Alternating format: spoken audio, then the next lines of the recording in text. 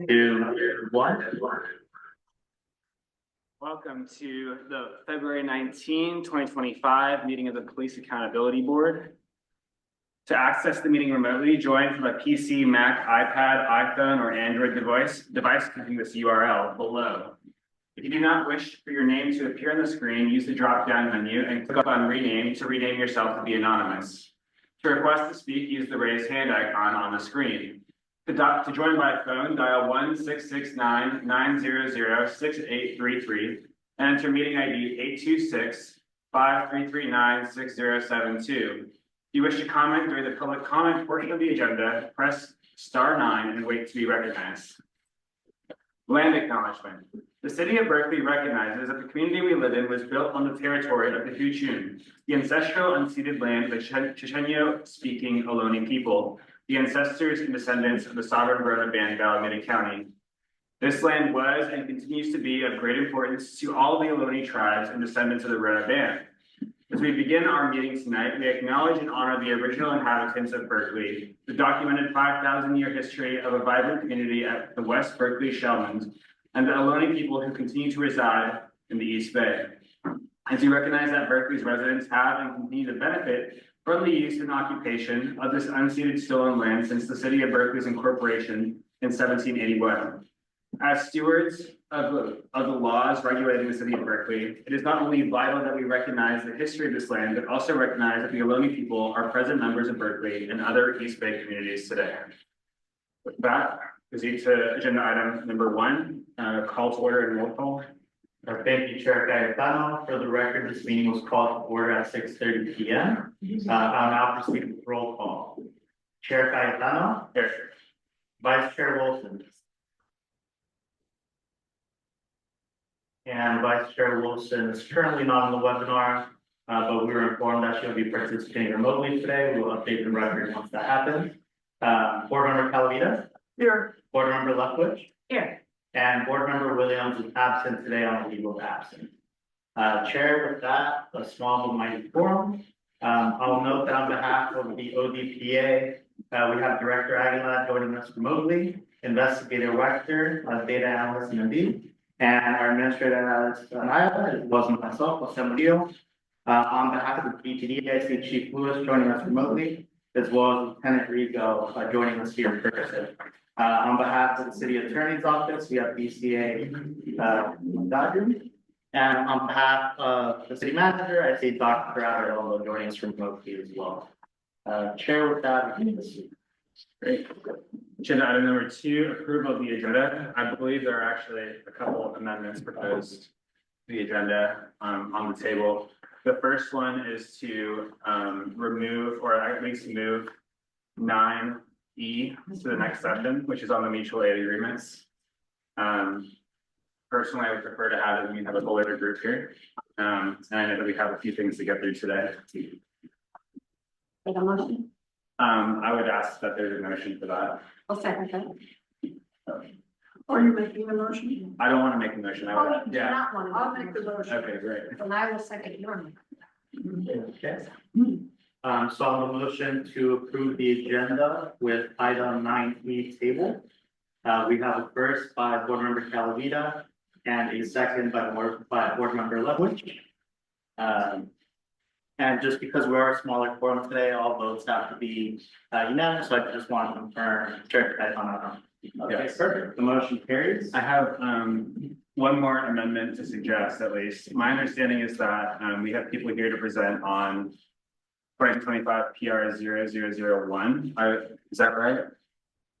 Potentially. Okay. Well, I would just ask that we move that agenda item first, so in case that they want to present before the vehicle proceeding. Okay, so make item 9B item 9A, correct? Yeah. Move it up to us. Just switch them. Okay. Is there any objection to that? Can we get a second for the record? Okay. I make that motion. Okay, great. I'll second. Thank you, guys. Okay. So item 9B has been moved up to item 9A. Okay, great. Are there any other comments on the agenda? No. No? Okay. That goes to number 3, public comment. Okay. Sorry. Well, I get my notes for public comment. Okay, as a friendly reminder, speakers are generally allotted up to 3 minutes, but may be allotted less time if there are many speakers. They may comment on any matter within the board's jurisdiction at this time, except confidential personnel matters. With that said, I'll start with those physically present first before moving on to our virtually present attendees. At this time, we have 4 members of the public physically present. Would anybody like to provide 5 members of the public physically present? Would anybody like to provide public comment at this time? Just a point of information, if we're here in particular to comment on the policy consideration in 998, should we wait? Is the only time for public comment? No, so thank you for that question. Item 9A will have its own allotted public comment section as well. Can I do that at public comment? Perfect. Commissioners. My name is Andrew Pritchett. I serve on the mental health commission. We are attempting to implement the special care unit. Trying to make sure that there is an alternative emergency response in the city of Berkeley. As the city council provided for, we're about 1.5 years into that contract. That contract goes until June is when that contract is supposed to. To date, our efforts have been stymied by the fact that the police department has not changed their dispatch guidelines to allow the special care unit to be dispatched, to be directly dispatched from our current 911 system. So what's happening is that we're paying, they're trying to employ 24/7, they're trying to staff it up. But it's really a self-defeating proposition because to staff it 24 hours and then to say, ta-da, we're ready, it's very anticlimactic because they're not getting any calls. Now, the city has failed for its part to adequately publicize it. But they're not getting in the middle of the night, they're not getting any calls from 911. And I really want to encourage you to work with the mental health commission, with the city, with anybody who will listen, to hold a public hearing, to really shine some light on what is happening. That project is going under. That people like me have lost faith in it. And I have been trying since 2013 to accomplish that objective. But what explains the fact that the chief won't authorize somebody to say yes? What explains the fact that dispatchers are not, they can say, look, is this police, fire, or mental health? Boom, we've got a number, you make a referral, you just lateral. What is the problem? It's a lack of will. It sounds like an intentional desire to sink that project, to make themselves look like the only viable option for the people who are. And it's a tragic betrayal. You know, we put ourselves in 2020, when thousands of people are marching through the streets of Berkeley, demanding an alternative. The city council voted for it, $5-6 million later. Boom. So it falls in your court if you can help. Thank you. Good evening, commissioners. Lone Law, resident of Berkeley, just to follow up on the prior speaker. At that time, the specialized care unit was created. It sort of formed out of the People's Budget meeting, the Berkeley Community Safety Coalition, and a number of groups and organizations. Marty, I'm not sure Can you that hear me? microphone is on. Oh, back to Is it, I don't know, I think you have to push something. I just, Although we can hear you. we can hear, I just want to be recorded for, I just want to make sure it gets recorded. It should work. Well, yeah.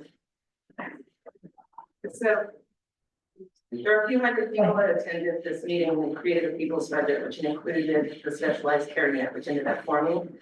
Members from our committee, our coalition, were assigned by the city manager to participate in the formation of the specialized care unit. I'm very sad to see that they aren't getting the calls because I live downtown, I work downtown, and I see a number of calls that I make to SCU myself. Also, and I'm doing a job that I'm not here in that capacity. I have referred at least 4 or 5 or maybe 6 landlords and tenants to the specialized care unit. Because there's someone having a psychiatric breakdown and they're going after the neighbor, but it's not a crime, it's an interaction that requires a mental health professional on their team of 3. There's supposed to be a mental health specialist, an EMT, and the 3rd is a social worker. They were also short 1 person at some point in time, but I physically observed people being treated in a way that de-escalated them instead of it escalating. I've seen at the other end of it, 7 or 8 police squad cars showing that 1 person having a mental health breakdown on chat. Escalates, the person is getting, well, we've had people injured or killed as well, sadly. Or shot, the one by Walgreens, that incident. Before the specialized care unit, so do all that you can, and I agree with Andrew Pritchard on that particular argument that we need to put more resources, not less. And a better system where people can call, and it should be advertised, and it's not. I tried to get groceries myself, they had them out. They didn't have any, and they need support, they need addition to our city services, not a detraction from them. And finally, I think we do spend less and we will increase our humanity on the streets when we provide those 3 people and not a police officer with a gun, because that's not what's needed at that time. Thank you. Thank you. Next speaker. It's Aguilar, and I'll follow up on the remarks about the special care unit. A couple of months ago, you heard from somebody who related an incident in which the 911 had been called for what maybe seemed to be a domestic dispute, but really it was somebody in emotional crisis. And it was the police that responded. There was a number of cars that responded. There seemed to be a lack of clarity about what was to be done. A woman was taken into custody and then she fell out of the police car. But this ended up being the person who it was someone who came in via Zoom, asked for a policy, wanted to look at the policy about this. And you said, yes, you would try to work on this, you have many things on your plate, and it's not entirely clear what relation this board has to the dispatch unit, and that's really where the problem is with the dispatch unit. So, but as you continue to hear this continues to be a problem, I made some inquiries among people who are familiar with the system as to, what is going on with the special care unit and for exactly this sort of thing. Is that they're out there, they're not responding, but they're not getting told when to respond, and it really does need to be worked on. So thank you very much.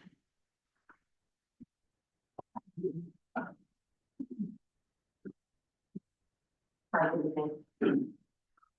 Well, and I'm just going to follow up on the specialized care unit discussion, and I would urge you to exercise extreme caution with anything having to do with specialized care unit, that they are undertrained and the money could be spent more efficiently to train the police department, who are, after all, the first line of defense for many people on the street, whether you're having a mental health breakdown or not, whether people call 911 or call police officers.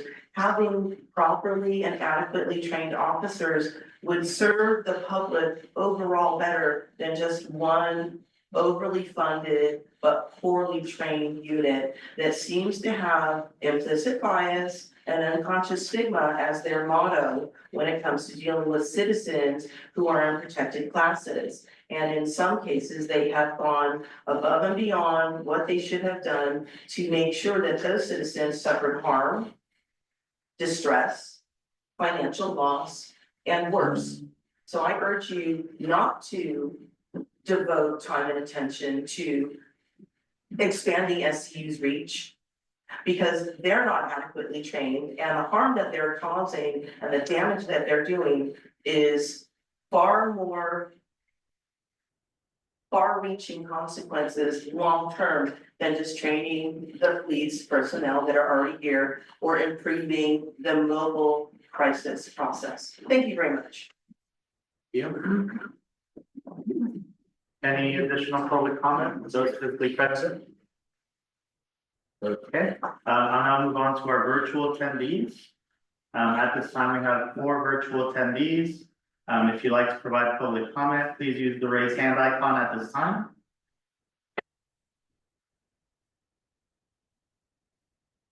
Again, if you'd like to provide public comment at this time and you're attending virtually, please use the raise hand icon.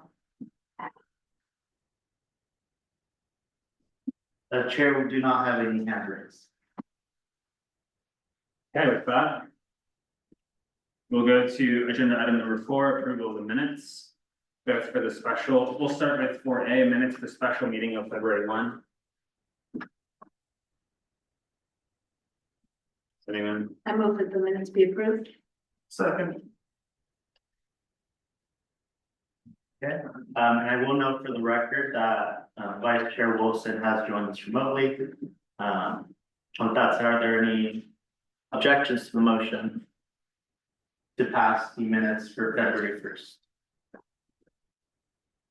Seeing or hearing none, the motion carries. Turning to 4B, minutes of the regular meeting of February 5, 2025. Any amendments? I move that those minutes be approved. Second, You guys are carrying the meeting right now. that's the 3 of us. And are there any objections to that motion? Seeing or hearing none, the motion carries. Okay, turning to agenda item 5, auditor staff report.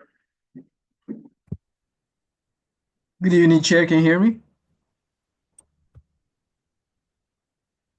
Okay. Good evening, Chair, board members, members of the public, and colleagues. Thank you for attending our meeting tonight. Just have a few quick reports, and I do apologize. I'm remote today. I'm out of the country at this time. Just wanted to provide a quick update. We've been talking about a policy review that is going to be coming before the board soon. We did just want to report out that we had a focus group associated with that policy review, and it was a good pilot focus group for us. We partnered with the North Berkeley Senior Center, and it yielded some participation from the members of the community. So we'd like to definitely incorporate that kind of model in future reviews where it's appropriate. We also want to appoint community members to our upcoming community visioning session that we're having next week. We're going to be partnering with our diversity officer here in the city, Rex Brown, and we're also bringing in Mr. Carlton Mayers, who is a police accountability practitioner, a national individual that's worked in different jurisdictions, and we want to have a conversation about how we can improve police accountability here in the city and continue to push the discussion. And the other item I wanted to draw attention to for the board members' situational awareness and public awareness is a request that I am trying to bring forward to the personnel board regarding classifications for different positions within our department. One of the things that I've noted when we transition and as we continue to transition from the PRC model is the structure of the new office. A lot of the structure was carried over, but because of the complexities of our work and the differences between the PRC and the new ODPA model, there's still some structure as it relates to personnel matters that needs to be fleshed out a little bit. I don't anticipate right now being the budget situation that we have in the city and in other jurisdictions that this might be an appropriate time to bring a request to council for new positions, but at the very least, this is the opportunity to start the process internally to create classifications for when there is a need and when there is funding available. And I wanted to just stop there to turn it over to our city manager's office representative to see if they have any updates for us. Thank you, Director Aguilar. Can everyone hear me okay? Yeah. Okay, great. So good evening, everyone, members of the Police Accountability Board, fellow staff and community. First off, thank you for the flexibility to attend this meeting remotely. I'm getting over a pretty gnarly stomach bug and I'm still on the mend. Before I provide a few updates on our gun violence intervention and prevention program, I do want to acknowledge the comments that were provided related to the specialized care unit. I am going to be bringing this feedback to the team that is leading this work. And I want to kind of remind folks and share that there is currently an evaluation being conducted on the specialized care unit, as well as a crisis needs assessment. And staff do plan to provide an update to council, I believe, this spring upon the completion of those evaluations and assessments. So related to some major updates and milestones, we're continuing the soft launch of our gun violence intervention and prevention program in collaboration with the police department, city manager's office, and health, housing, and community services department, as well as the Live Free outreach team.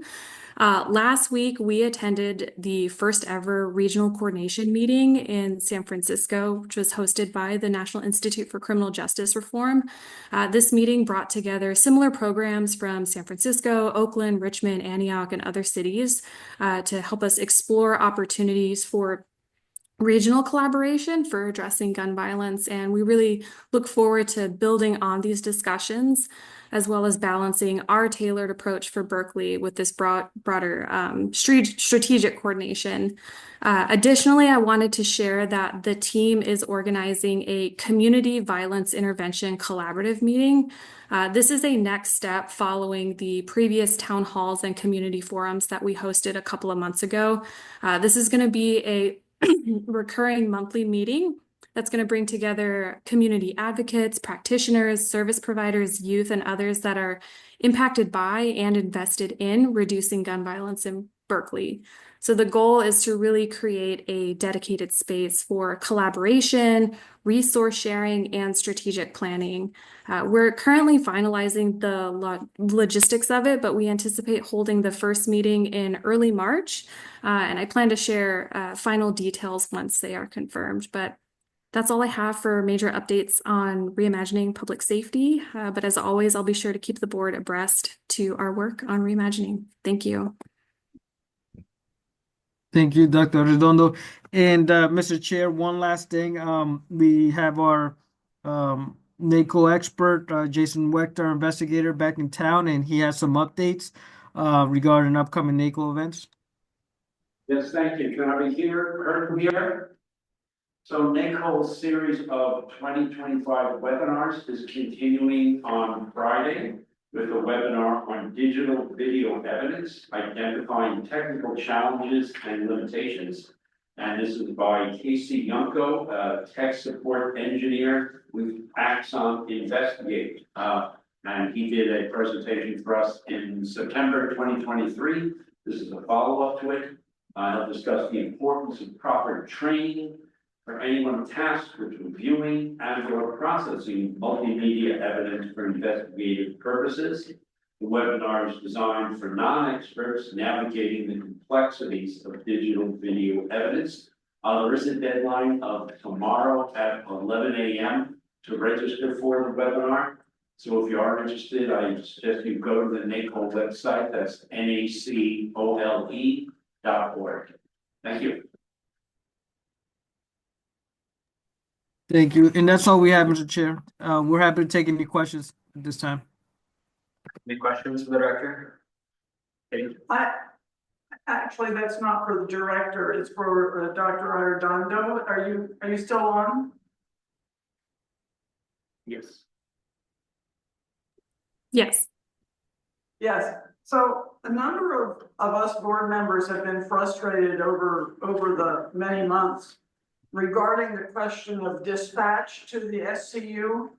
And I'm just wondering, besides this evaluation that you say is forthcoming, has there been any progress in figuring out how the police department dispatchers can in fact simply direct questions to the SCU when it's a mental health crisis issue? Has that been under discussion? I know. Several of us have been frustrated as to why it is that is so complicated.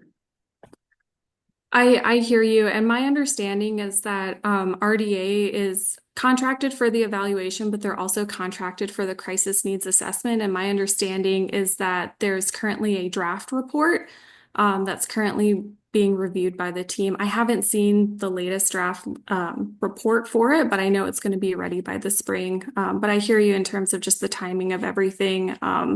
But we just want to make sure that we're doing our due diligence in terms of making sure that we have the appropriate data for the evaluation and things of that nature. This feels like it shouldn't be so complicated, and I just, yeah, we've dropped the ball a little bit in the last few months. We had another board member who's recently had to resign from the board, but who was interested in pursuing this, and I think this is something we need to pick up, and I hope that we can be in communication in terms of how we can help out.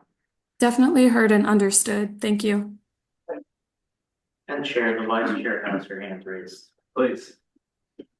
Hi, I'm just wondering, can you confirm that the RDA evaluation will in fact address the question of 911 dispatch to the SCU? When I reviewed the scope of work for that evaluation, it did not appear to be the case. So I just want to confirm that they're Yes. addressing that.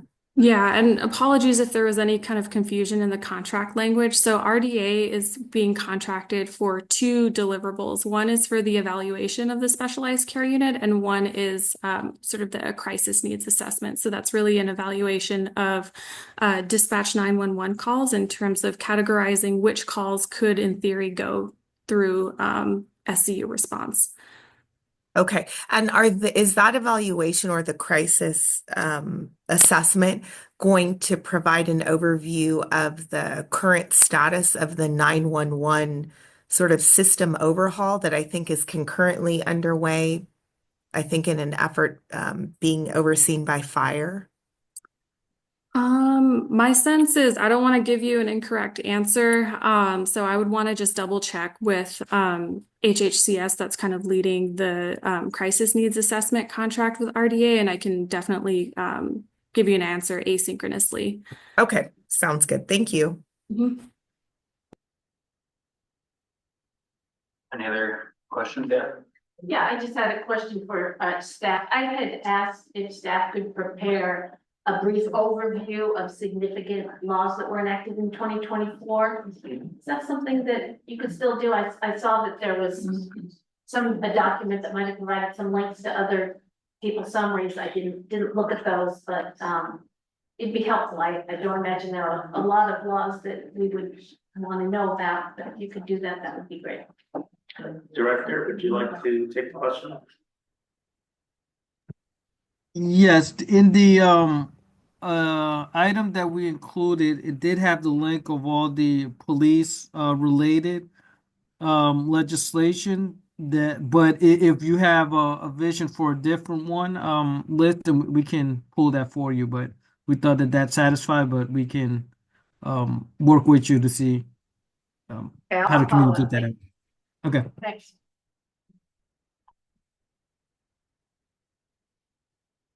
Okay, no more questions. We're gonna move to agenda item 6, sharing board member reports. I don't have anything to report, so ask everyone else. Board member, Vice Chair Wilson, nothing to report? Okay. Make sure we're not missing you. No, I don't have anything to report. Okay, great. All right, with that. Agenda item 7, Chief of Police report. I believe I saw Chief Lewis on. Good evening. Good evening. Can you hear me okay? Yes, yes. Great. Thank you. I just have a couple brief comments tonight. It's been a short week and busy week. Engaged in the meet and confer process on permanent regulations. I've had the opportunity to work with both the director and board member Calavita and board member Leftwich. It's been a good process working internally to work through some of those matters. Also in the department right now, leadership, we're working on both our controlled equipment ordinance reporting and our annual report. So that's consuming a fair amount of staff time. I wanted to provide an update on our current staffing levels. Right now, we're sitting at 147 out of authorized 181, which translates to 34 vacancies. Over the weekend, we did have a peace officer test, had 24 applicants go through that process, and we expect to get results back from that test from post within 1 to 2 weeks. Just as importantly, I want to talk a little bit about a national initiative, the 30 by 30 initiative. This is a national effort to increase the representation of women in law enforcement. The research shows very clearly that having that diversity in the workforce in public safety both enhances public safety, reduces use of force incidents, and builds stronger community trust. And so by participating in the 30 by 30 program, you commit to identifying and addressing the barriers that women might face to be successful in policing, to join policing, and ways that we can foster an inclusive culture and enhance our overall effectiveness by bringing more women into the profession. So while those goals are not new to the department, what is new is that we've recently applied to formally participate in that program. That's going to give us a little bit more structure to assess our current practices, to look at our data, and to work on ways that we can improve our recruitment, our retention, and our advancement of women in our agency. And I can share that currently 17% of our sworn officers are women.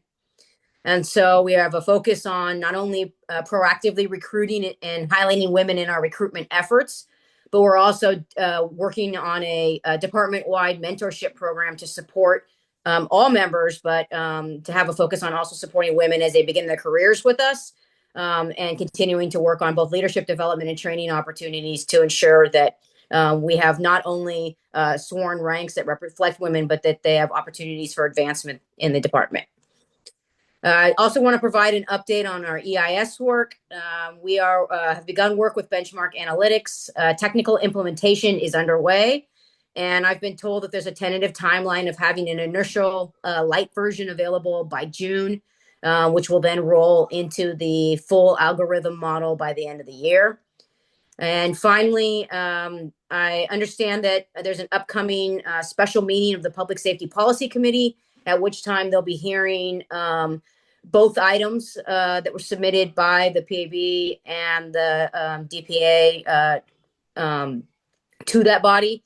And I did want to share that I will be submitting a refreshed version of my responses that I provided to the board, but I will be submitting responses to that committee to support or to offer some other additional background to those reports.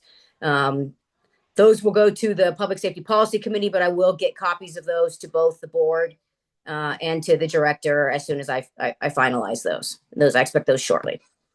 That's all the comments I had. I'm happy to answer any questions. Questions? Chief, I have a couple questions, if you don't mind. The first is about the control equipment report. So last year we had, I guess, an open-ended question about the scope of our review and whether we would have the appropriate data to review that report as sort of laid out in the charter and different municipal code regulations.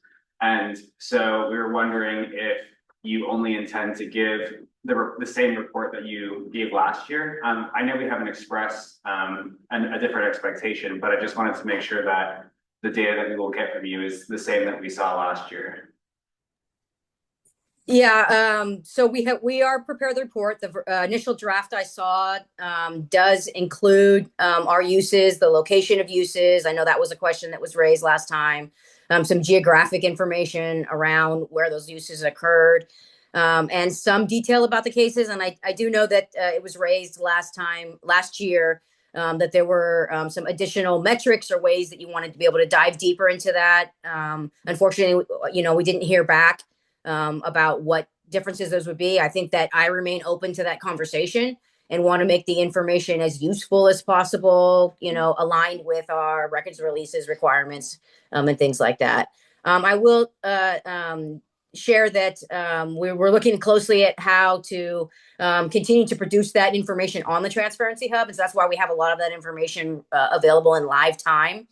And so certainly ways that we could build out our hub and or ways that we could build out our reports to support community information and transparency is important to me.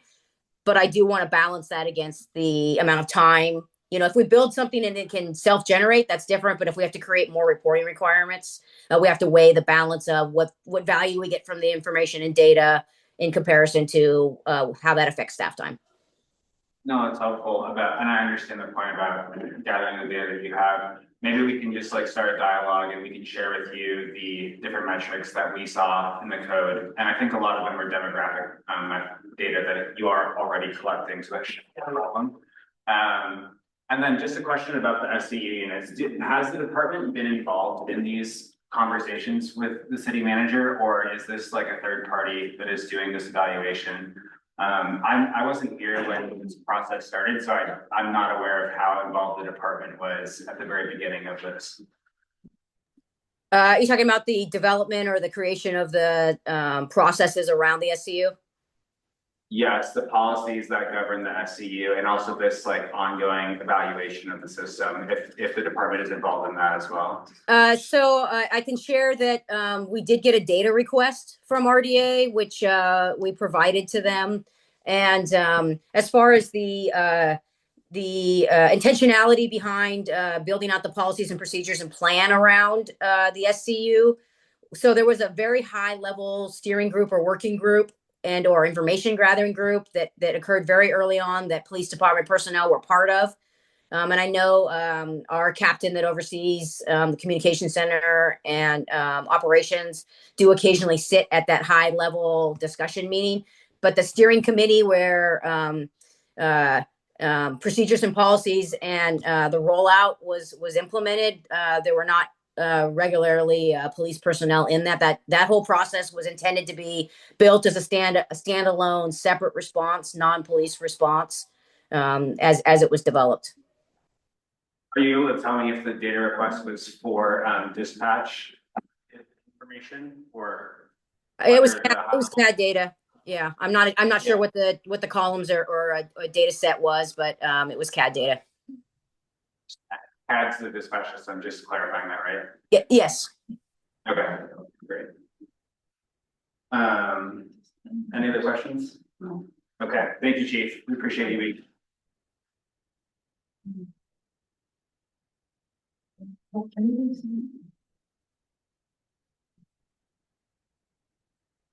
Moving on to subcommittee reports, agenda 8.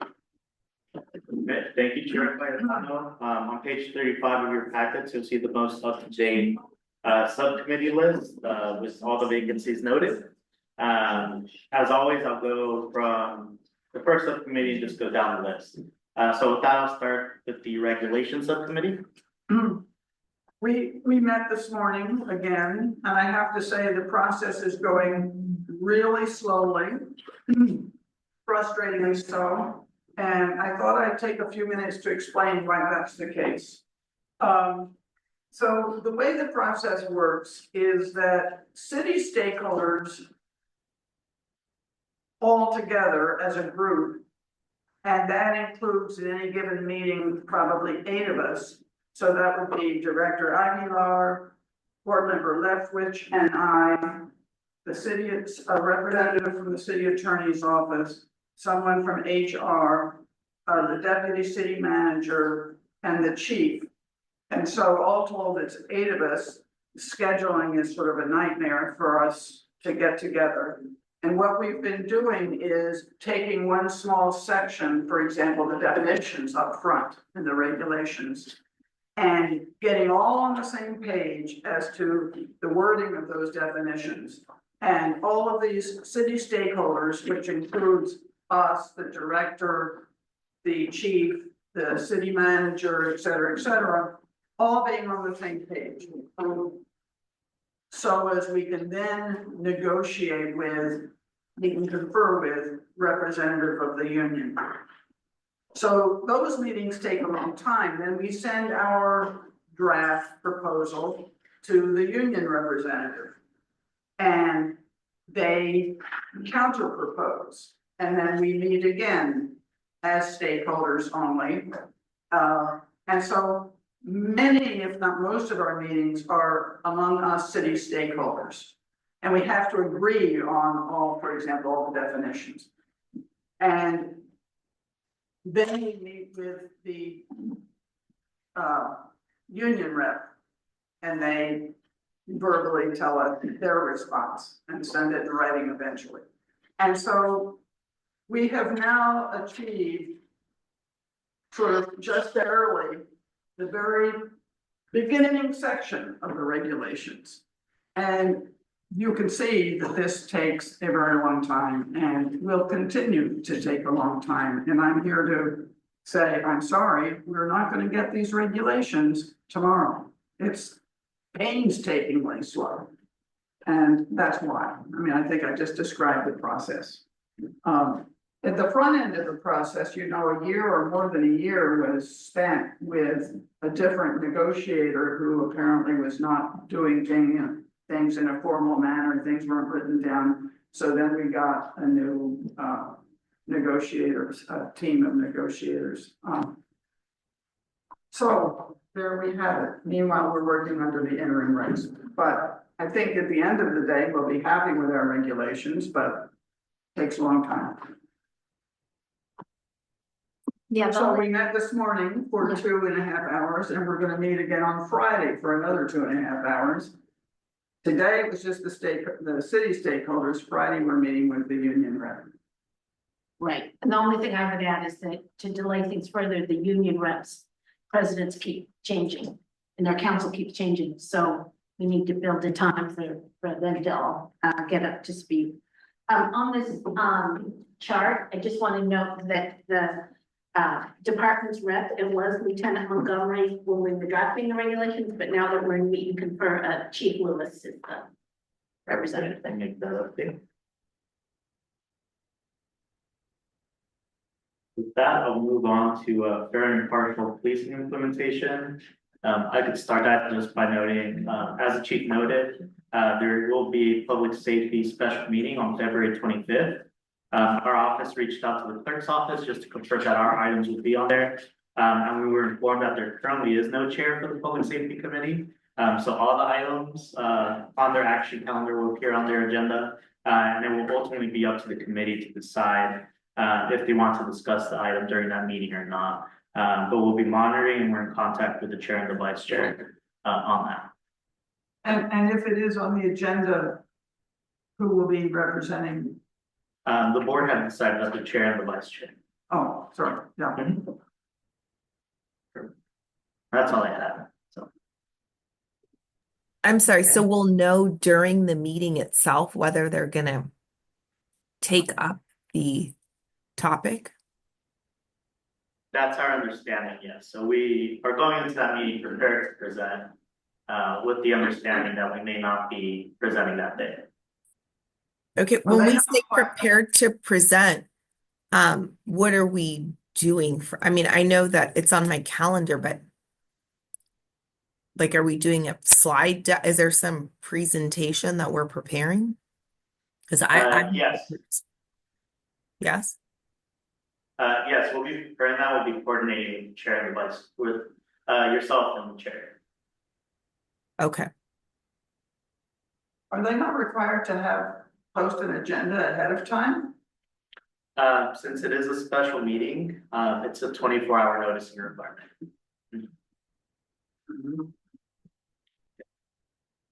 Surveillance technology policy. Don't believe there are any updates. I'm sorry, just to go back to that, who would we lodge a concern with about this process? This is not, I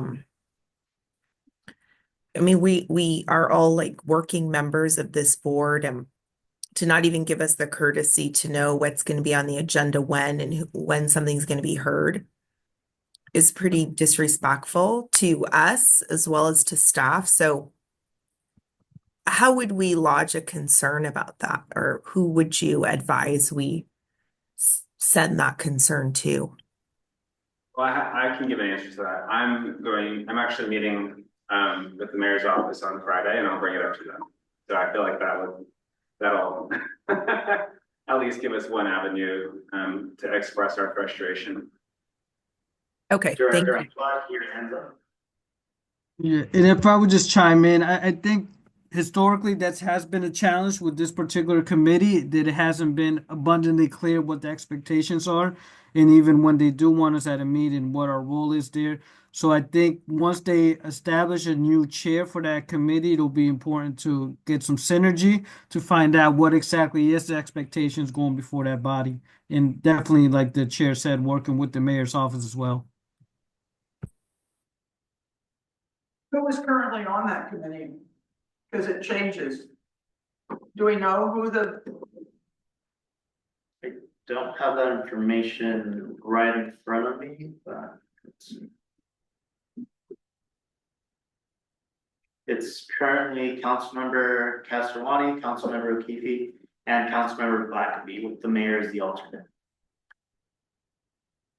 who was the second one? Okay. Oh, yeah. I believe that of those, two of those three, they don't have representatives on this board, is that right? I don't remember at this time, but we can confirm.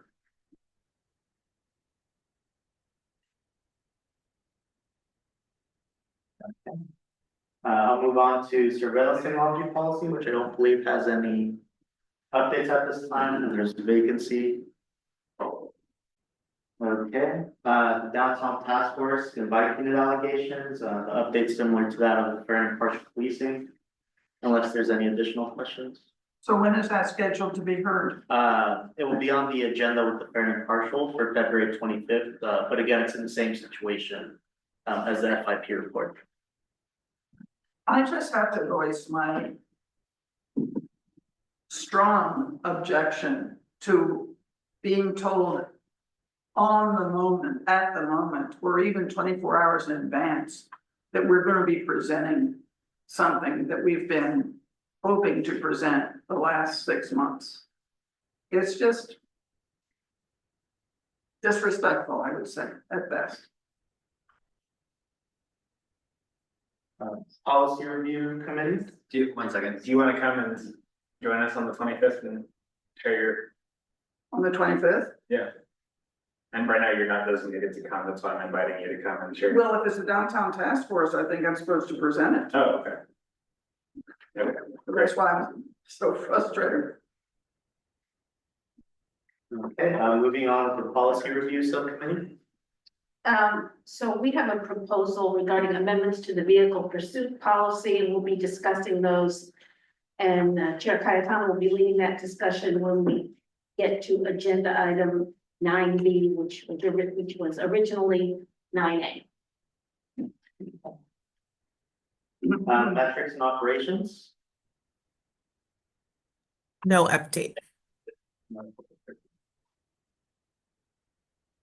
Then outreach and engagement is currently vacant, so it'll be something for the board to consider given the changes of board members. And then for the last one, for policies 1010 and 1034, we have board member Williams is currently on the leave of absence, and there's an additional vacancy in that committee as well. Yes, that'll conclude our subcommittee list. Okay. Moving on. To 9A, now A. Discussion and action on new policy complaint 2025 PR 0001 in accordance with section G. Policy complaints and reviews of the PAB's standing rules. Okay. Thank you, Chair Cayetano. For the members of the public who are joining us today, please note that the materials start on page 60 of the agenda packet. I'll provide an overview of the memo that was submitted before going on to our public comment period. The submitter of the policy review will have 5 minutes to address the board, and a public comment section will follow, as well as a section for the VP to provide any additional information to the board. During this time, the board will also be allowed to ask questions. So just as a brief overview to the memo that we submitted, As we know, it deals with policy 1004, which is anti-retaliation, and policy 1010, which is personnel complaints. Both of these policies address the issues noted in the complainant's policy review form, which speaks to officers who have an active personnel complaint responding to calls for service of that individual. Our current recommendation that we present on page 62 is one that we've historically taken with past policy reviews where personnel complaint is also presented, which is just to temporarily hold off on making a formal decision, particularly now considering the board's composition. The reason for that is under section 2G1B of the board's interim regulations, which states that for a hearing panel related to a hearing complaint, no member should publicly express an opinion regarding policies directly linked to the subject matter of the pending complaint, which is the reason why we're making the recommendation to the board so that they consider just delaying the official acceptance of the policy complaint until the personnel matters are concluded. Now, with that said, if there's any questions for us, I will proceed with public comment portion of this item. Okay. At this time, if there like to be the submitted of policy review, you're allowed 5 minutes to provide any comment to the board. Now would be the time. I don't have to do comments based on what you said. I understand that we have to wait. You want to think about it? Yes, yes, go ahead. I'll go after. I'll go around again. Just 1 second, the presenter, the complainant has 5 minutes, my understanding, and then members of the public have some other amount of time. We're not allowed to comment on active, complaints, but remember, you are, so if you want to, you're welcome to. Can I But please, use my time to the other? you can, you're, sure. Or point of information, is there a way that you could have her 5 minutes if she wants to go after public comment? I'm not speaking for, I'm just going out and working. You're welcome. You're welcome to go first, and you're welcome to cede your time to whoever you want. Thank you. Yeah, I'll wait for your comments. Thank you. And we will do the 3 minutes on the clock for general public comment. I'll start with those physically present, then move on to virtual attendees if there's any comment from those participants. So the timer is up on the screen.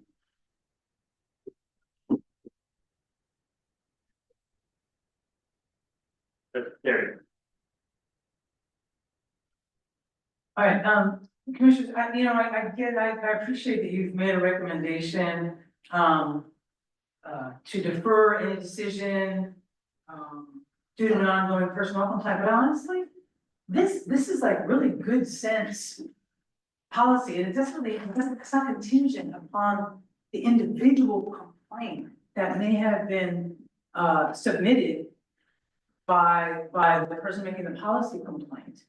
They're two separate tracks. And according to BPD policy 1010, prohibits employees involved in internal affairs or police accountability representation from contacting complainants or witnesses regarding a complaint. What we're talking about here is incidental. That because of the unique nature of policing and its impact on individuals, if I submit a complaint and the same officer comes to respond to a completely unrelated matter, whether they talk about the complaint or not, in the mind of the public, we don't have access to information, right? We don't have all that access. All we know is that the same cop that I complained about last month is now responding to the call for help from somebody else, either mine or somebody else's. That's intimidating. Now, in the same way that BPD historically, I don't know if it's still true, had a policy that when, for example, a woman was being detained and a male officer was going to do a pat search. And we realized that there was some discomfort around that. And that the policy was made to say that when practicable, when it's possible, it is preferable to let the person being searched ask for a female officer to do that pat search. Doesn't have anything to do with anything else. That's just the policy on its face. And wouldn't it make sense that if an officer is the subject of a personnel complaint, for whatever reason, whether it's related to that or not, you wouldn't have them answer a call for help from an individual, right? Isn't that just logical? And I have to say, in this environment, it's pretty clear that delay equals death. How old is the fair and impartial policing issue? Is it a decade? It's older than my nephews. So I really would like, wouldn't it be heartening to have you make a good sense revision of that little part to say wherever practicable, we won't have an officer, and that if the individual says, whoa, wait a minute, you're the same officer that I complained about, if there is another officer who is able to assist, have them do that. Thank you. Thank you.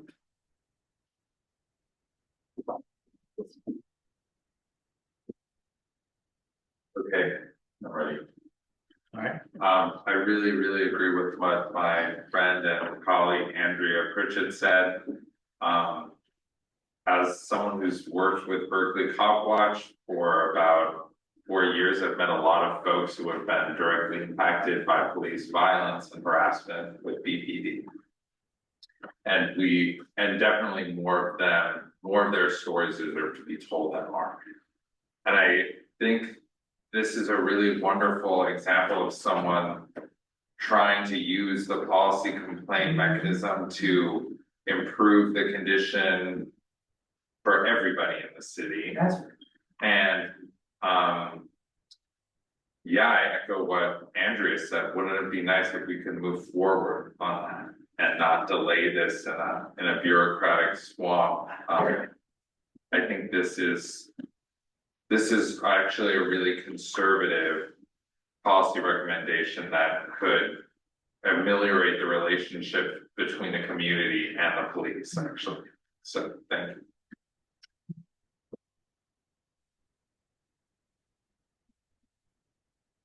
Thank you all again, and I have 2 points I'd like to make on this matter. One was as a member of the Fair and Impartial Policing Work Group, which some of the commissioners before me were on that group. I think it was 9 years ago.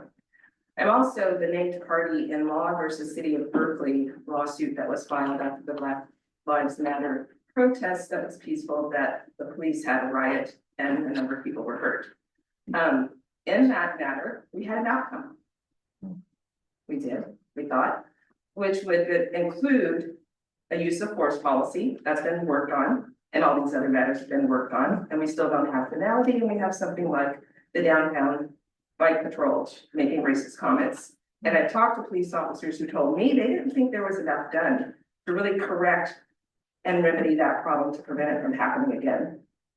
I also want to share that it's very shocking to the system. I practiced law for 25 years. I was a litigator. I deal with tough things, but when it happens to you, it's weird, it's gonna happen right now. This is really weird. I saw the officer who bashed me in the back with his club in front of the police department on that day. Years later, this is about 2 years later, or 2 years ago. And I saw him putting a black man in his police car, and I started crying. Taking my lunch break, walking down the middle of the street, minding my business, couldn't stop crying. Went into the YMCA, continued to cry, went back to my desk at my office and continued to cry for the balance of the day. PTSD is real. My friend Paul Blake pointed that out. That's what I was experiencing. And so for this policy to try to prevent that officer, whose last name starts with S and his number starts with a 6, coming to my aid if I asked for help would have been traumatizing. So prevent that trauma, pass a policy, and implement it effectively with proper training as well. We now have body-worn cameras as a result of a lawsuit that was filed a number of years ago. Make sure that's happening, that people are actually held accountable for what they're doing on camera, or not turning it off or somehow altering the response. The other thing I've experienced is when flashbangs were thrown at my feet and my friends were getting bashed and hit with clubs, and a minister was hit on the back, and the reporter was bashed in the neck. Various people got injured. The elderly man was shot in the knee. A guy just coming through town as a person, just tourist, marching peacefully got injured. We need to do all that we can as a police department to make it a place of community support and safety, not harm and fear and anxiety. And you're here for that. So I was happy that the voters passed the improvements of this board and this body, because I spoke to a lot of meetings where I went to the meeting, the commission complained that you would file, then you would go there, and the officers there with their attorney. I had my attorney fortunately, but I cried through that because as I sat there for that officer giving their rendition of what happened, which was not accurate or true, and I was bashed verbally by the attorney asking, did you take a picture of your back that was injured? If you're really injured, what? I live alone. And they continued to just sort of attack me. And I continued to try to give my testimony. And then I was dismissed. The officer gets to sit in my session, but I was not able to hear what he had to say. I don't know if that's been changed because of the Officer Bill of Rights, but maybe that's been changed, thank God. I think that someone's shaking their head, that's been changed, thank you. But my dad is on the Police Review Commission in the city of Claremont. I'm trying to do my due diligence as a community citizen, and I want to have people feel safe going down the streets and not have the officers seen as a threat. And Black and brown people have reason to feel frightened because we often get harmed. Or my son, when he was in the 12th grade, or 12 years old, and assaulted by a police officer in Seattle. We shouldn't have that happen. We shouldn't have that happen. And Berkeley is a standing light of a beacon of light and justice around the world. I really hope that we continue to provide best practices from Berkeley to go around other jurisdictions that go into play. And that includes a specialized care unit, which is on my phone. I have it saved, but it's only because I have the number, but you don't know what number to call. There's nothing like billboards and posters, and if you can sort of do something, I really appreciate the commissioner's requests and questions. Thank you. Because we shouldn't have this delayed response. Thank you, saves lives. Any, Thanks, everyone. Good evening. I guess I will state that I would like to, I think it's prudent to make a policy decision about this issue sooner rather than later, even if it takes 6 months or a year's time. The reason is because sometimes you have incidents where officers have made such egregious misconduct and actions against the public, sexual assault being one. You've had incidents where officers in Alameda County, sworn officers under the color of authority, sexually assaulting callers, and these callers then become complainants against these officers. And how would you feel if one of your family members was subjected to that, or yourself, and you called the police and they dispatched the same exact officer who had sexually assaulted you or your family member? That's outrageous. It has happened. It's publicly documented that it has happened in Berkeley. It has happened in Oakland. For that reason alone, this policy should be strict.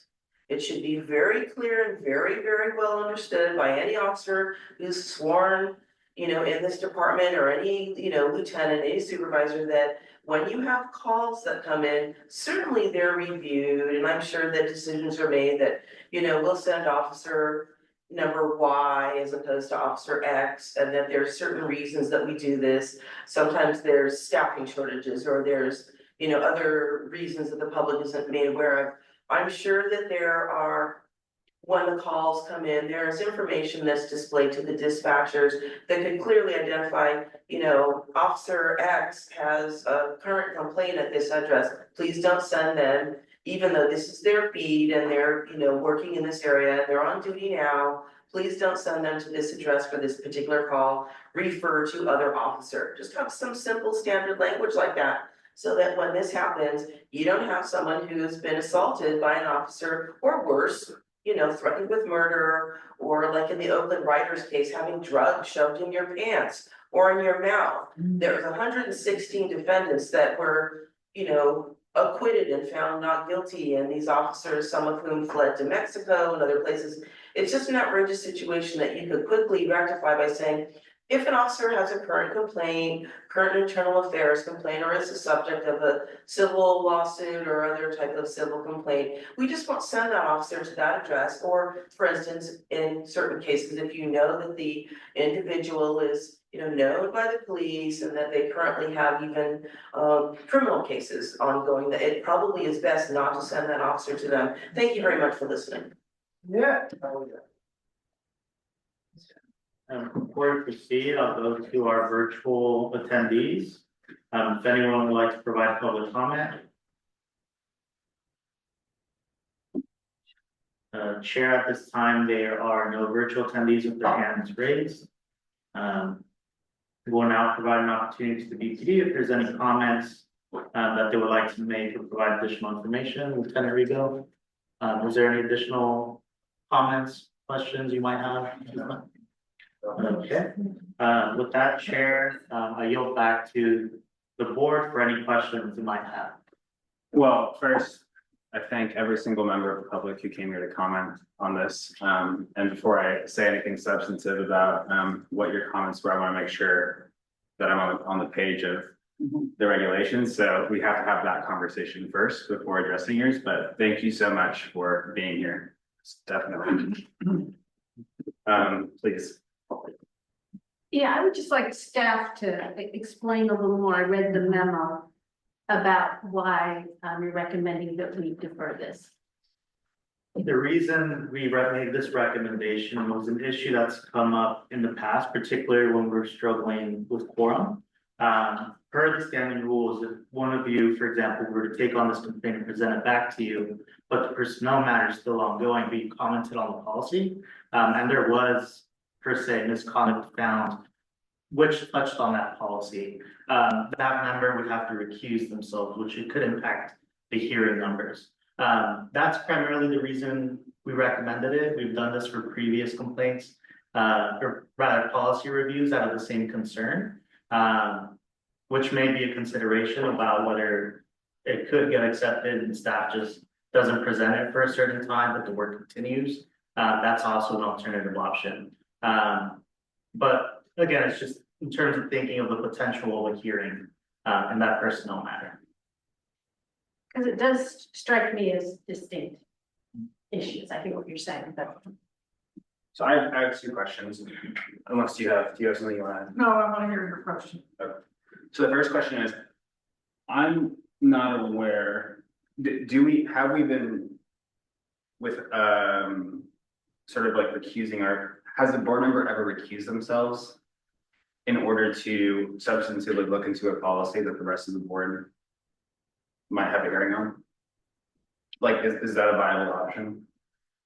We could, it would just, again, considering the current composition of the board, we would have to just take into consideration that, for example, you're currently at 5, that will limit our pool to 4 members for a hearing, which requires 3, correct me if I'm wrong, Director Aguilar? 3, yeah. Would voting to accept a policy complaint implicate a member as publicly expressing an opinion regarding? No. Okay, so as long as we're not publicly expressing an opinion, we can vote on a recommendation, we're still aligned. So, Okay. yeah. So my question is, that's the way I'd like to go too. Mm-hmm. So my question is, if we form a committee to review this policy, we could not bring our findings or our report back to the full board because somehow that would, I don't understand. I mean, it seems to me they're distinct things. I'm not aware of this particular complaint, the misconduct complaint. But it would seem to me that at least here tonight, for sure, us agreeing to hear to review the policy would be absolutely consistent with the regulation, with the rules. what we do with our findings then in terms of presenting to the full board, I suppose is more complicated if in fact the misconduct complaint and the policy are intermixed somehow. But I'm not concerned about finding, having 3 people available for a potential hearing. You know, I'll volunteer, I wanna yeah, go ahead. let the vice chair weigh in before the director and then the director. Okay. I similarly agree that these are distinct issues. I don't see a reason to delay or not take up this policy complaint because there is a parallel personnel investigation. I also don't think that the policy complaint has to be investigated or addressed by board members. It could be handled by staff, kind of eliminating this particular concern about affecting quorum. I think a bigger and separate issue, though, is workload and capacity. We've talked about the need, the backlog in policy complaints and the need to figure out some kind of metrics or criteria upon which we base decisions to accept policy complaints. And I think that is legitimate discussion to have. I don't think rejecting this particular complaint because there is an ongoing or related personnel investigation makes sense. We may reject it because we don't see it as a priority or because current workload does not allow us to take it on. But I think that, is something that I'd be more comfortable with. I do think the simple question of whether or not I view this as a conflict of interest kind of analysis. Is there a conflict that would preclude a particular officer from responding to a call for service? That's an interesting question, and just looking to see if other departments have those kind of policies might be worthwhile. And I would suggest perhaps a limited review of that particular question and looking at other comparable agency policies to see how they've addressed that question is an approach that I might recommend to this board that we ask staff to take on as opposed to any particular board member. So those are my thoughts on this issue. Director? Yes, and I just wanted to re-articulate, if we can, the concept here that we're trying to articulate, why the suggestion to potentially delay. The problem that could present itself is that board members are making opinions about a policy while we're still actively investigating the personnel aspect of it. It could call into question whether there was impartiality in the process, and an officer could potentially challenge, well, these board members already believed that they needed to change the policy, so that's why they sustained this case against me.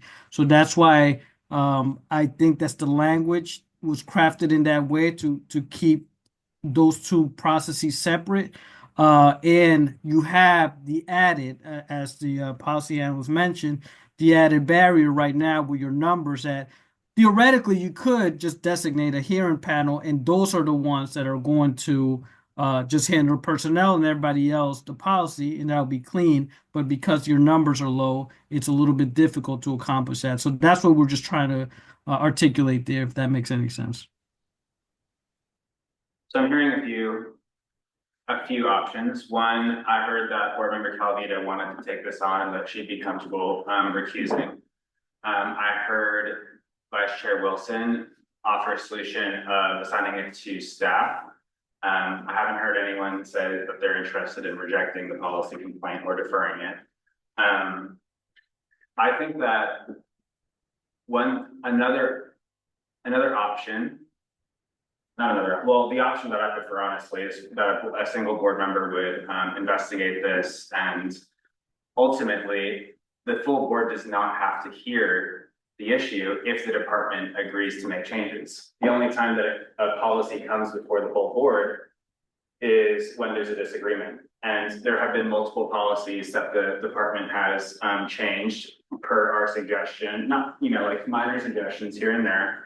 And they're able to publish those, and that doesn't, a lot of those don't come before the full board. All they do is, they send them to the system and we report back, hey, we changed this language in this policy. So it's not necessarily the case that it would have to come before the full board in that circumstance. The other thing is, I understand the impartiality aspects. It would actually cut against us, in my opinion, if we changed a policy to encompass conduct that we thought the policy didn't address. So, that kind of, so that's something that we should consider, definitely.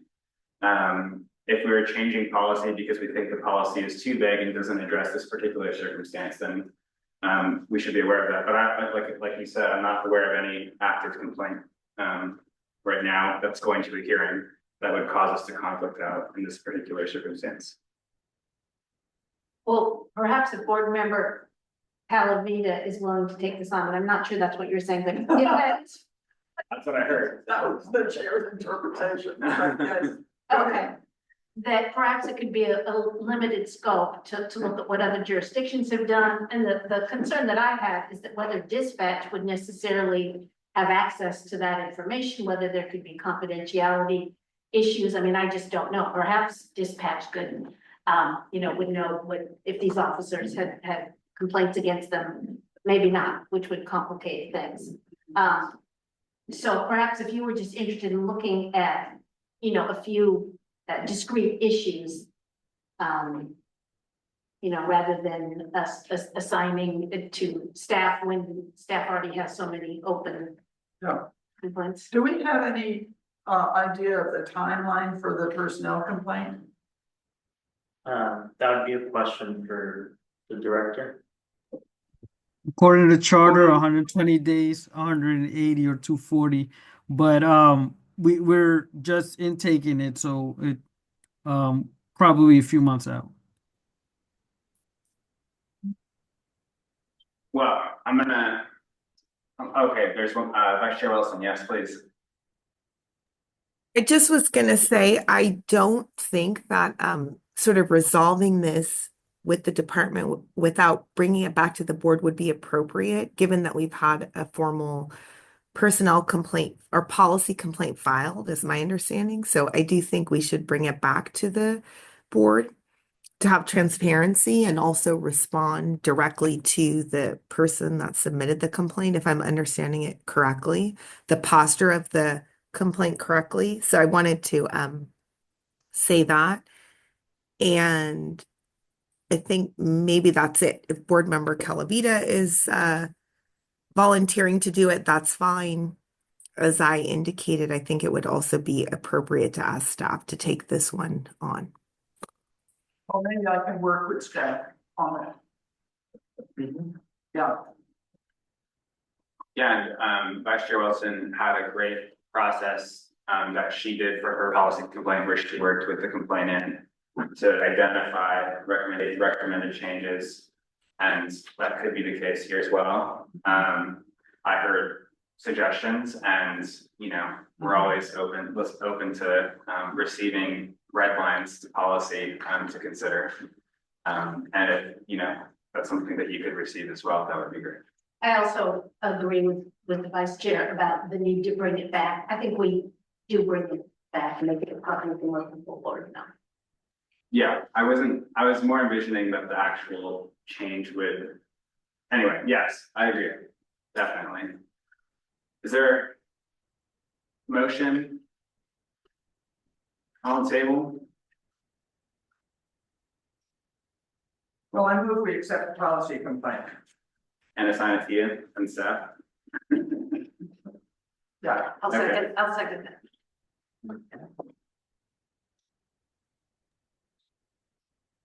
Are we accepting it and assigning it to board member Calavita? Yeah, that was the motion. Oh, sorry. Okay, I didn't hear. Yeah, it's all right. So on the motion to accept the policy review and assign it to board member Calavita with the support of staff, moved by board member Calavita and seconded by board member Leftwich. I'll proceed with the roll call vote. We'll do board member Calavita, Yes. board member Leftwich, Yes. vice chair Wilson, Yes. and chair Cayetano. Yes. The motion carries.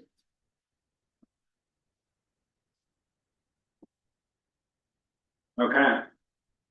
Our next agenda item is about vehicle pursuits. But I'm actually gonna request a 30-second bathroom break, if that's all right. Okay, off the record for 30 seconds.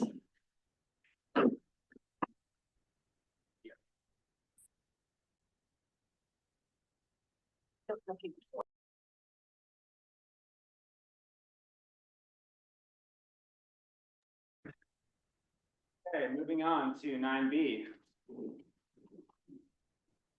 Discussion and action on the policy subcommittee's recommendation regarding BPD policy 307 vehicle pursuit. I'm gonna kick it to board member Leftwich for a second, unless you want to get back to me. Okay.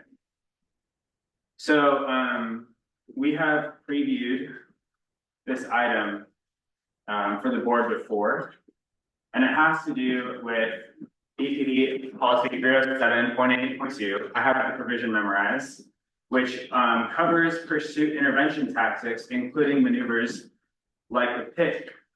And I believe the last meeting, there were questions from board members about, well, what is a pit? And so the first thing that I would like to do, if possible, if the director's office is ready, is to show a video of what a pit maneuver is. And I believe we have two examples. One of them is a safe, and some would say like clean example. Another one is an example of a not so clean example of a pit maneuver. So if the director's office could share those videos. Yes. And for members of the public, the material starts on page 38 of your package. My packet's not numbered. Mine was included.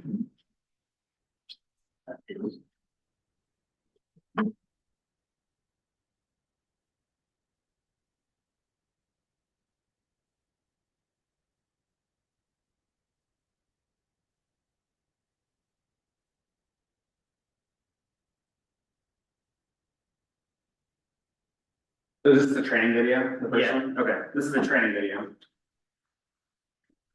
A lot of nice.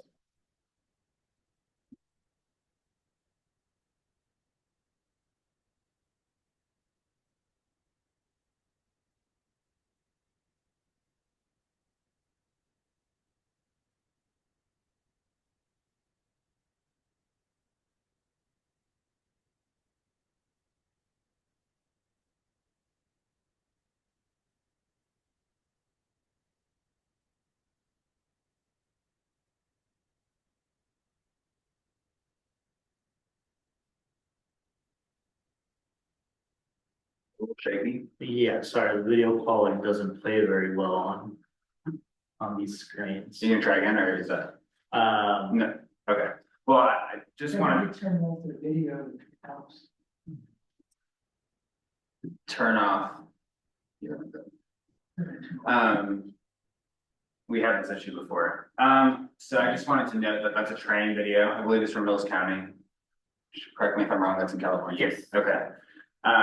No pedestrians, no buildings, lower speed, nobody in the way.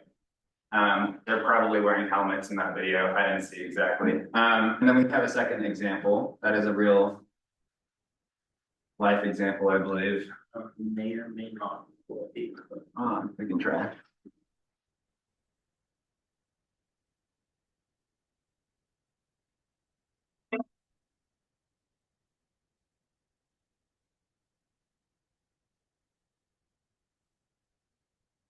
Are you able to, if you don't share your screen and you're just playing it? Oh, okay, I see.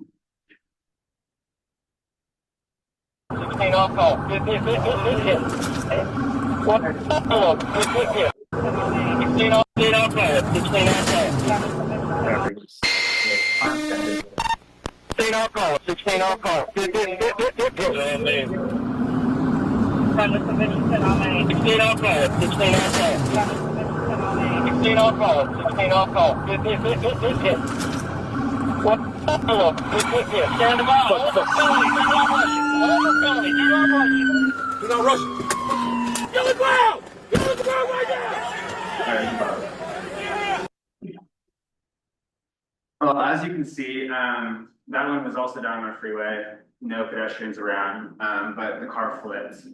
And so this policy 307.8.2 was a policy that the subcommittee focused on in our discussions with BPD. And we've been in discussions with BPD since last April, I believe, about the entire vehicle pursuit policy. And we actually came to agreement on virtually every provision in the policy besides 307.8.2. And we had a couple of drafts go back and forth, and the drafts, as you can find on page 51 of the agenda. And you'll see that the first draft that we shared with BPD, we actually proposed a complete ban on pit maneuvers, ramming, boxing in, roadblocks. And in our research and in our investigation, we found that other jurisdictions, which are outlined in our memo, actually did also ban these sorts of maneuvers because they understood them to be potentially deadly and not that effective, especially in closed jurisdictions like ours, or densely populated jurisdictions. Over the course of conversations and negotiations with BPD, they brought to us and the subcommittee, us being the subcommittee, different examples where they thought that the use of a forcible pursuit intervention technique would be appropriate. And because we had a difference of opinion, and because our charter really only allows us to provide advice, we sought what we understood to be a workable compromise. And that compromise was that an officer would only be allowed to use a pit or similar forcible intervention technique when deadly force is otherwise authorized. And it kind of makes sense. Like if you're facing an imminent threat, you should be, they're already authorized to use deadly force. This would be another method of potentially less deadly than the methods that are available. And so we thought that this was a reasonable compromise.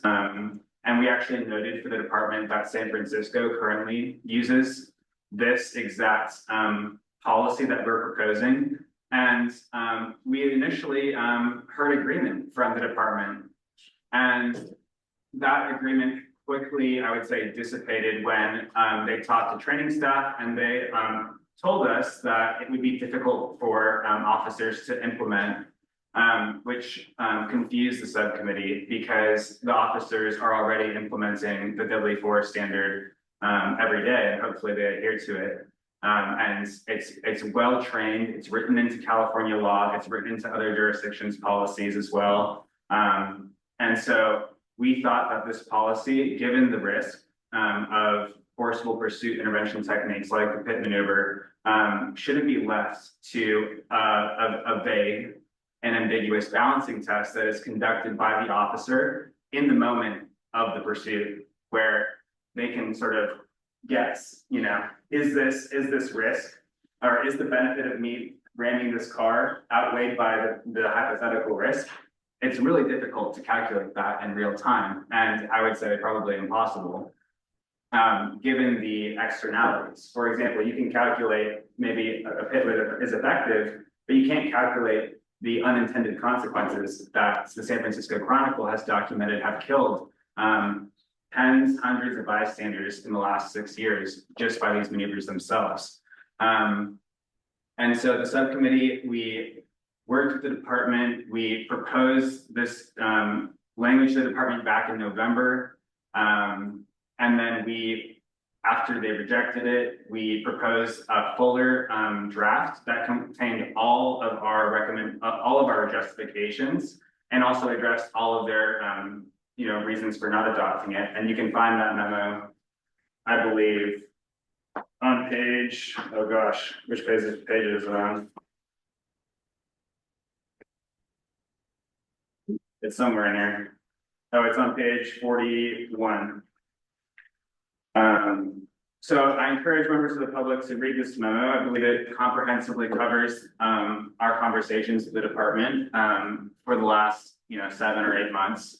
And the subcommittee's recommendation is that the board vote to elevate this issue to council and to the city manager, as is within our right under the charter.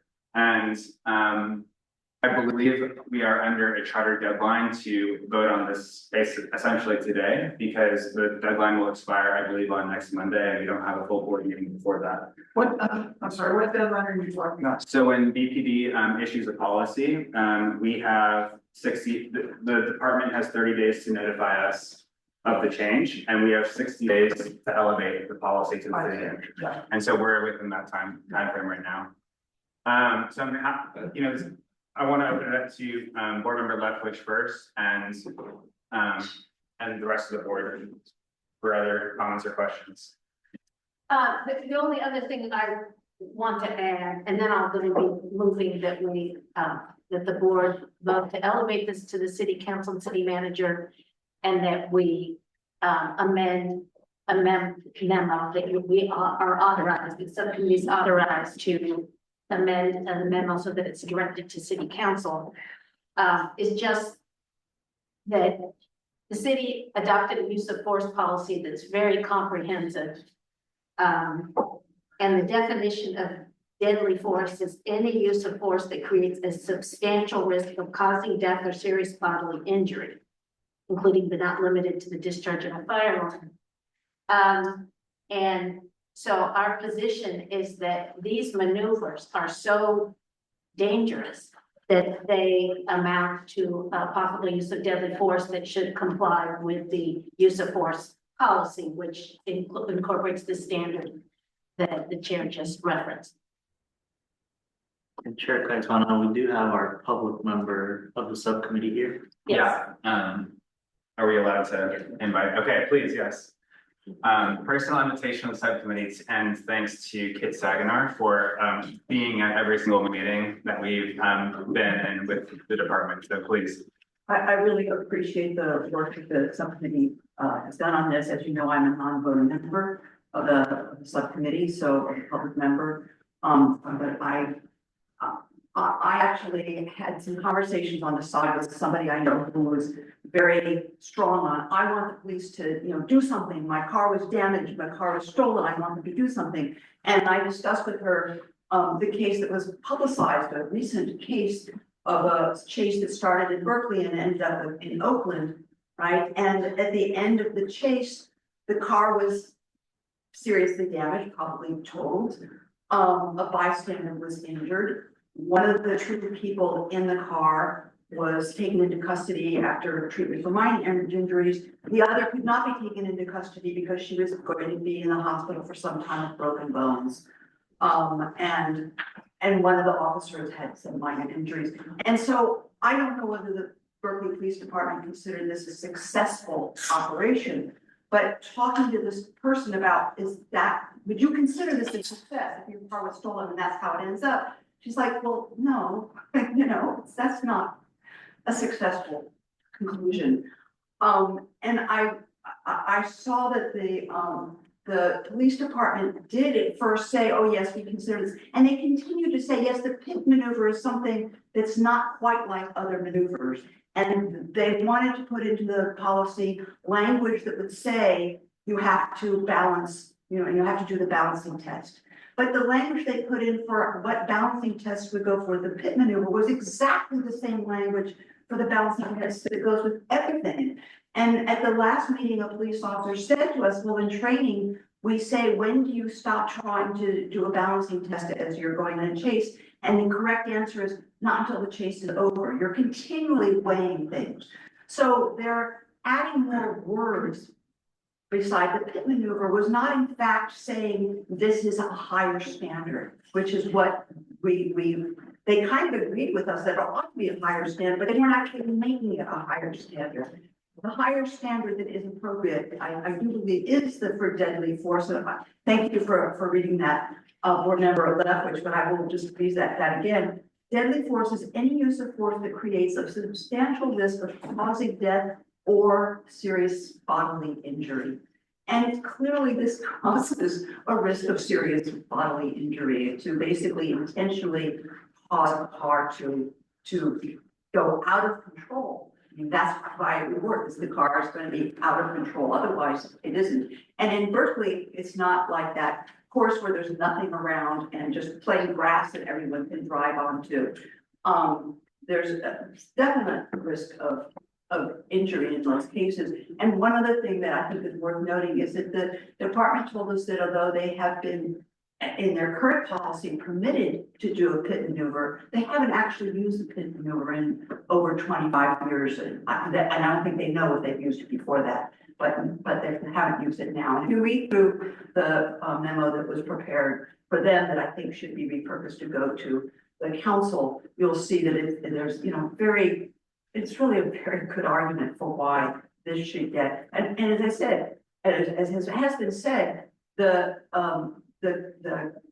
committee now is not saying ban pit maneuvers utterly, but treat pit maneuvers as the very risky maneuver that they are. They should be at the same level as use of force. Thank you. Thank you. And Chair, we have the vice chair with their hand raised. Yeah, please, Vice Chair. I'm just ready to make a motion to move forward the subcommittee's recommendation. I thought the report was excellent and very clear. Okay, let me just say one thing, before we make the motion, and then I'm happy to let you make the motion. Is that, obviously we thank the department for being involved in these, extended, prolonged negotiations with us, and we see a lot of value in the work that the policy subcommittee has done with the department so far. In fact, we came to a lot of, like I mentioned, consensus, and it's a natural product of that to reveal differences. And I don't see that as a failure or a breakdown of negotiations. I see that as clarifying the positions and allowing the process set forth in the charter to take place. So thanks to the department for working with us and for listening to our concerns and working with us, on the policy. Please have a motion on the floor. The motion being to accept the subcommittee's recommendations. Yes, I believe the motion passed, Vice Chair Wilson, just correct me if I'm wrong. The motion should be to accept the recommendations, but also enable the subcommittee to make revisions to elevate the memo to City Council.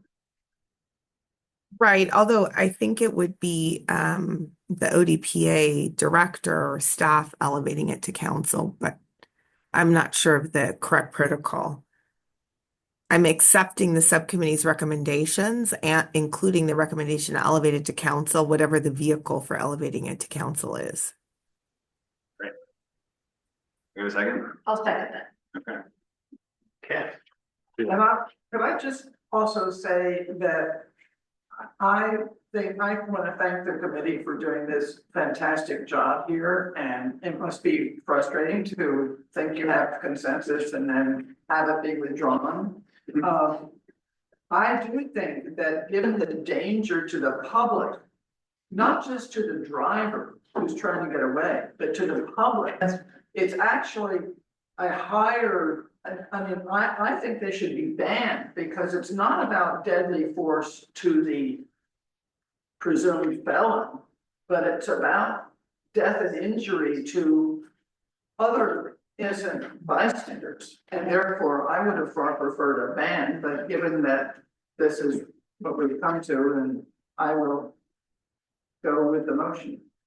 Okay, I prefer a ban too. I think that we exist in the world that we live in and we have to convince people who don't. So that's why we came to this recommendation. Okay. So again, motion to accept the subcommittee's recommendations and elevate it to council via the appropriate mechanism. Board Member Calvita, Yes. Board Member Lethbridge, Yes. Vice Chair Wilson, Yes. and Chair Cayetano. Yes. course it happened, or I apologize. Vice Chair Wilson, your hand is still raised. Do you have anything to add? Sorry, I'll lower it. Oh, no, okay. Okay, are we good on this item? Yes. Okay, next order of business on the agenda, which I have to pull up. It is one page here. 9C, discussion action on a resolution recognizing the following board members for their service and contributions to the PAB. Alex Moses, John Moore, Brendan Blackaby, and Regina Harris.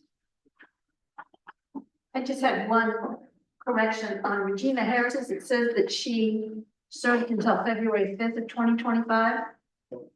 And I know she resigned a long time ago. Yeah. But other than that, I move to accept the resolutions or to adopt the resolutions, whatever the verb is. And I second that. Good idea. Okay. Guess there's no comments from anyone else. Please proceed, yeah. Okay, just again, for the record, on the motion to accept the resolutions recognizing the board members noted on the agenda packet, we have a motion by board member Lethwich, a second by board member Calavita. Board member Calavita, Yes. board member Lethwich, Yes. Vice Chair Wilson, Yes. and Chair Cayetano. Yes. Okay, the motion carries. Okay, moving forward, 9D. And just remember, we cut 9E for next time, so that's the next meeting. But 9D, review of PAB's training materials and ongoing education resources. This is my item. This is my desire and project to be able to certify to City Council that the board is in compliance with our training recommendations.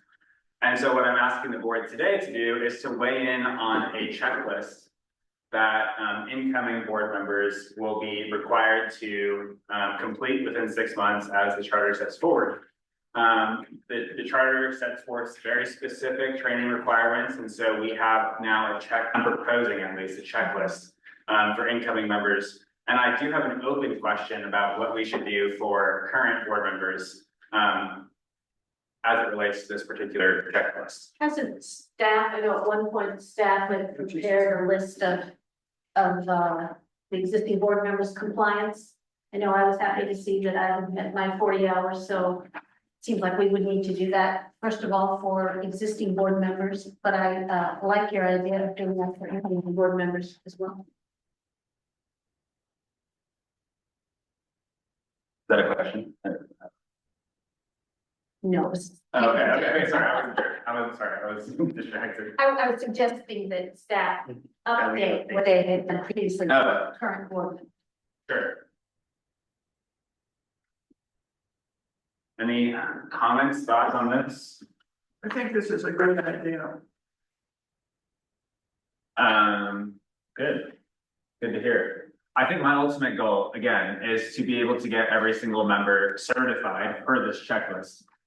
Make sure the checklist is compliant with the charter, and then submit to the council that certification with my signature. Because apparently last year, there were some issues with people thinking that we were not qualified to be on the board without completing our training. So I want to make sure that they, understand that we are qualified and trained. Okay, I see Vice Chair Wilson, nothing to, just want to make sure, no hand, okay. I just as an aside, and I saw something about Miranda, I'm sorry if I'm jumping ahead, but I think it would be really valuable for us to do a training, a public training for board members and the public on Miranda rights, because we all watch TV and are under the impression that whenever an officer arrests you, that you're entitled, or detains you, even you're entitled to be Mirandized, and that's not the case. So I think that would be something that would be very useful to receive a board and public training on. The public doesn't understand that either.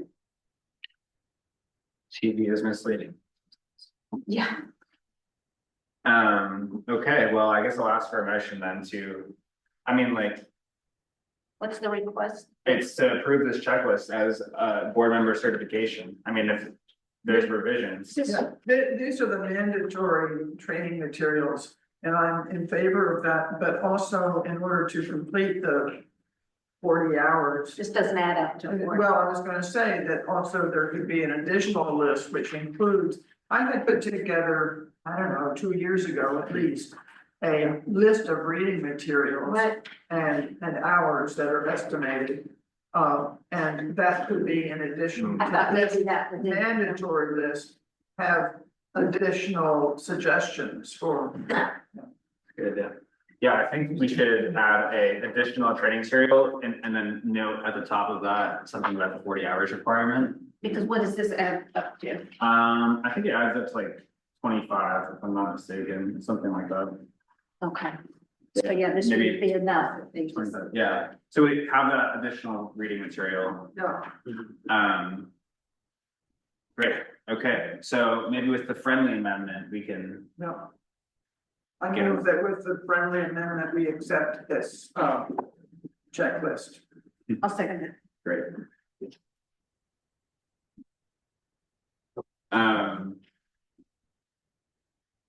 Okay, Yeah, so yeah. on the motion to accept the training materials and ongoing education resources with the friendly amendment. To add a note about the 40-hour requirement and the additional reading materials. Motion by Board Member Calavita, seconded by Board Member Lethwich. Board Member Calavita, Yes. Board Member Lethwich. Yes. Vice Chair Wilson, Yes. Chair Kayakala. yes, The motion carries.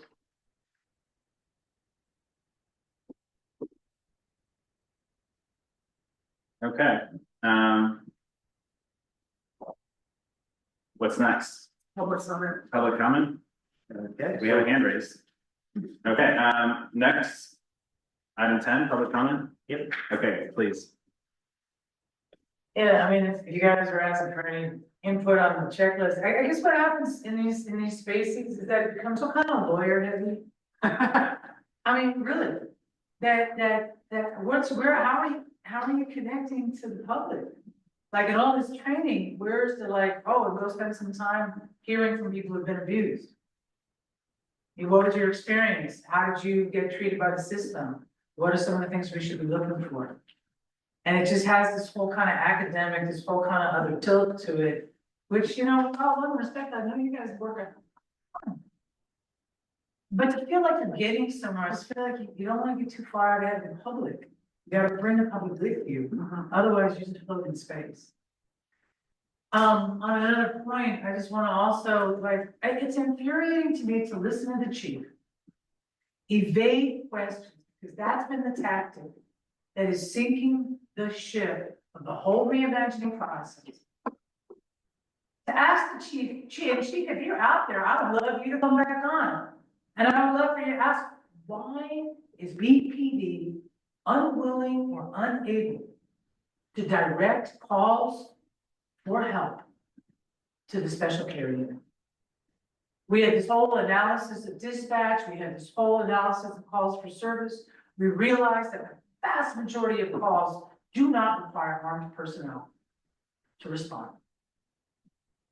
And yet you're still, congratulations, you've increased these incredibly expensive police officers, committing our town to the pensions and the things, the $500,000 and more. Look at the percentage of our officers who are receiving over $500,000 in total compensation in a year. It's unbelievable.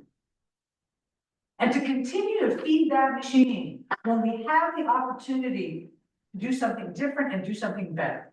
The special care unit was not supposed to be only behavioral health. It was supposed to be the civilianization of calls for help, of the response of this town. So if somebody says, my God, there's loud noise. Somebody else can care for it, somebody else can respond. It doesn't have to be domestic violence. I know some of those calls can go way heavy and but there's also, we talked about the special care unit having de-escalation and having counseling skills. But we can't get there from here. If a chief, just have the chief say that they had high-level meetings talking about policies and procedures, where are they? Because what I'm seeing when I cop watch is I see cops interacting with people who are clearly either mentally ill or having some kind of adverse drug or alcohol reaction. Doesn't need a cop, it needs care. But the cops, they look at it, they go, well, bye. Does the cop even call the special care unit? Sometimes it is, sometimes no. But there's no policy around it. There's nothing we can hold the cops accountable to. So chief, where have you been? Where are they now? Why can't we get an answer? Why can't we get something in writing? Why won't you show up, chief? You know, the things that get priority in this town, this is life and death. We have people dying in the streets who are mentally ill, who are not getting the care they need. When I call the special care unit, I say, it rained last night. We've got all these wet people. They're freaking out. They're in their tents. This one girl has been in their tent for 3 straight days, has not come out. She's just having people just taking her soiled diapers out of the tent. Can we get help in this town? We could get the special care unit, but you know what? The special care unit was told by somebody not to go to encampments. So what's the point of this whole exercise? And you know why they don't go to encampments? Because they don't want to interfere with the police. It's a big fat mess. And the fact that we can't get the chief to stand here on Zoom or whatever, dial it in, and to account for these lack of policies, lack of care, lack of involvement. Congratulations, she's got more officers than she's had in 20 years. And what do we do? What do the rest of us do?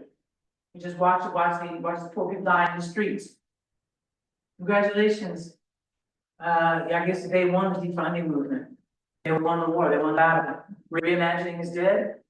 Is that where we're at? Anyway, I hope you will consider some new strategy, put it on the agenda, make some noise, we need some help. Thank you. I want to make this as a public comment, and something I'll discuss with staff and the chair, but I do think it's important that we are consistent with our application of the public comment, time frames. So I've heard a couple of times tonight, the buzzer has gone off and we've just allowed people to continue on with public comment. I don't think that's appropriate. I think we need to be consistent and adhere to our policy for all public commenters. So just making that comment. Yeah, sorry, I was not watching the clock. You feel free to tell me when the 3 minutes is up. Thanks, Vice Chair. I'm sorry to see that you are down to 5 members. My commissions, it's a double-headed, the Fair Campaign Practices Commission and the Open Government Commission is also down to 5 members. We had only 5 members a year ago. We got up to almost 8 last fall, and now we're down to 5 again. And we found it difficult to, I'm not sure whether council members don't appoint to our commission because there aren't people who have stepped forward to say they want to be appointed, or quite where the problem is. We're not really in a position to go, put ads in the paper to recruit. We're not allowed as commissions or as a board to have that kind of public interaction ourselves, so that we can certainly talk to people we know, but we don't know that many people in some cases. And the Open Government Commission does see this as an open government problem. Unfortunately, since we're down only 5 people, we don't really have anybody to work on it right now, but we have talked about it and want to work on this. And at the moment, our commissions are actually going to send a letter to the council saying, please appoint. We did this last year, and it was months and months, and then finally got appointments. But I am sorry to see that you have a similar kind of problem, and hope that you get more people. Thank you. Thank you. I'll now go on to our virtual attendees. For the folks that are joining us virtually, if you'd like to provide them with a comment, now's the time. One, for sure. Chair, at this time, we have no virtual public comment. Okay, and with that, that brings us to closed session. vice chair to consent sheet of the closed session link. Let us know if you need us to resend it. Yeah. You said let's not recess and just power through.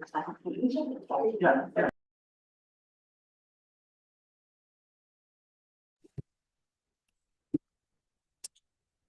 Where during closed sessions voted to approve staff's recommendations to all but one of the allegations and deferred admin closure to the next session. And with that, motion for adjourned. And the way. Second. With that,